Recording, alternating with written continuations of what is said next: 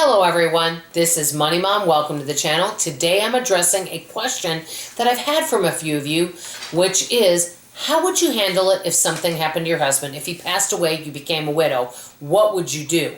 Well, I'm going to chat with you guys about some steps I think I would take and what I think life would look like for me after the fact. Now, I don't know the total answer to that because it hasn't happened. Number one. Number two, I'm not an expert in this. So I'm just going to tell you some things that I think I would do. I may not go in order. The first one is I would obviously contact family and friends and let them know. Then I would contact life insurance. And then with that, I would get multiple death certificates because I've heard that you need several of them. So I would get copies. That might be one of the first things that I do. Then I would make sure to not contact the newspaper and put obituary in there. I would not do that because I have heard of people, that widows that have gotten taken advantage of. So I would not put an obituary. Okay, next I'd make sure to gather any kind of documents and paperwork and all important things. And what I would do with that is I would make sure to have a home for it, including a notebook, so that I have all the information that I need in one place. So I would create a home for this area and make sure it stays organized. So if I get a phone call or if I need something, I've got information right there ready to go, where I'm not having to dig and go find or make a phone call to have somebody send me a copy again. I'd have it all organized. Then the next thing I do is contact any financial institution. For example, my husband does have some investments on his own, so I would contact them. That would be an example. Now with that, I want to share this of something I would do that I do once a year, okay? Which has nothing to do with this, but it kind of does. Is I make sure to update our information once a year of what to do. It's kind of a packet. What to do if your spouse dies, and it has listed all sorts of things. Family and friends' names and phone numbers, who to contact, financial institution with all the information you need from that, any information from any accounts, and all information that you need right there in a packet.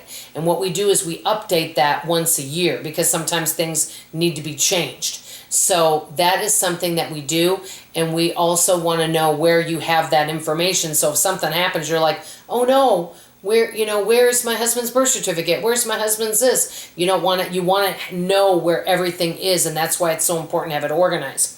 So that would be one thing that I do before this happens. Okay, next, call Social Security, let them know. And then last but not least, make sure to network with other people that have gone through this and see what you can learn, which leads me to a question to you guys. If any of you have become widowers, well, how did you handle it? What did you learn from it? What advice would you give to somebody? Like, hey, make sure you do this. This is an important step that people forget. What's really urgent? Like, what would you do differently to prepare for it? Let me know in the comments below. Now, on to the second part of the question that many of you are probably wondering. Would you still stay in your house? Would you sell your car? Would you move? I actually don't know the answers to all that. I do know this. If I can afford to stay here, and I'm working already, I would probably stay here. If I stay in the Dallas area, I'm not going to drive because you guys know I did a video on that. I don't want to drive in the area. So I'd probably sell the car and maybe stay here. But if I moved, then I might be open to keeping the car if I lived in a small town. I do know this. I would love to be a minimalist. My husband, though, is not interested in that lifestyle. So he's not a minimalist. But if I lived here by myself, I would do major decluttering and become a minimalist, probably sell the car and continue doing the work that I do and keep my YouTube channel open.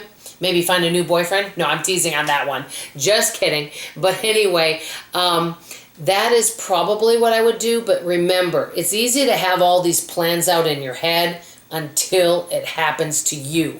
So I'm just kind of sharing some things I think I would do. If any of you have some advice that you want to share in the comments below that you think could really help all of us about what to do, what not to do, we want to hear from you in the comments below. I know this is a really sensitive topic, and I want to extend empathy towards anyone that has lost a loved one.